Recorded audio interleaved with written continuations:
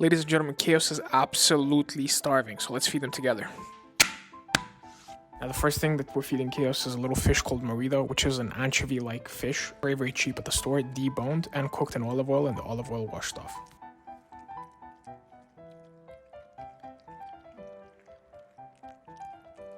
Moving on to round 2, we're going to have his amazing cooking broth, which is just a minimal ingredient flavoring for food, mixed in with his kibble.